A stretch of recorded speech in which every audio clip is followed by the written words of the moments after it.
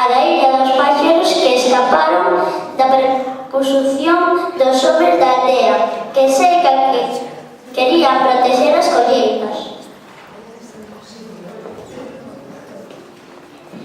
A historia de amor imposible entre o vagalume e o luceiro, que sea antes de marchar, depois para que o vexan a súa amante.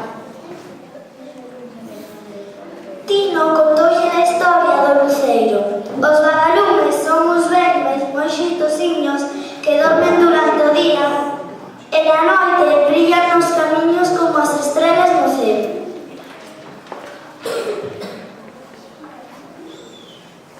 Aconteceu que Clarisca, a tiña, chegou á moza.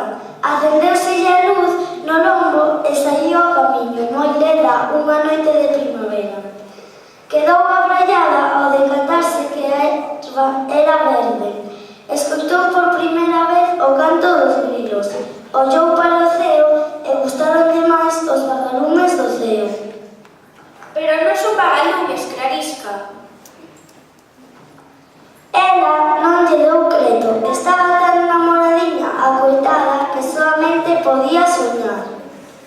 Como ia casar cun vagalume da terra se estaba enamorada dos vagalumes do ceo? Clarisca, as lumiñas do ceo non son vagalumes como a ti. Chámanse estrelas, tamén hai luceiros. Luceiro, ven aquí un fermoso nome.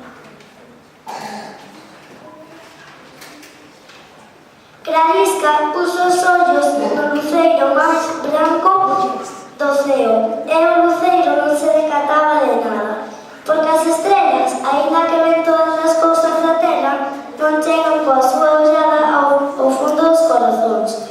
Clarisca choraba día e noite.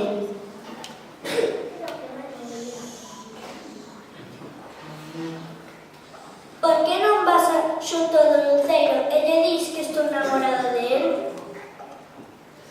Irei, Clarisca, pero sospeito que o teu luceiro vai reventar de risa. Non ves que as estrelas son moito máis importantes que os vagalumes? O vento partiu para o ceo. Despois de moitas noites en que danza, voltou o vento cun fermoso telegrama do luceiro para Clarisca. Sempre teu, sempre xuntos na distancia. Entón Clarisca soubo que amar e ser amada era o máis hermoso da vida.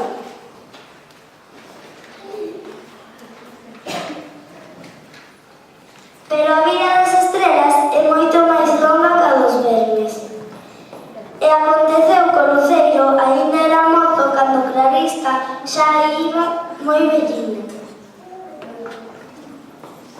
Que será de mí se un día non chego a recoñecer o meu luceiro entre os outros?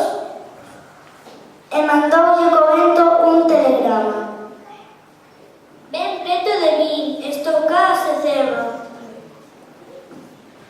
O luceiro matinou moito antes de decidir. Cumpría facer algo para consolar a vagalumiña namorada. Escribiulle unha carta moi fermosa que remataba cunha promesa. Ía ser o menos preguiceiro dos luceiros. Ía erguerse antes de chegar a noite. Ía deitarse despois de chegar o día. Para que os olliños de Clarisca non tivesen xamais a coita de non atopalos. Os rapaces preguntaron a Tino que lle acontecera despois a Clarisca. Tino díxolles: Eu non sei máis, pero morrer non morreu. Namentres vexades o luceiro o sol no ceo, xa sabedes que para facer compañía Clarisca.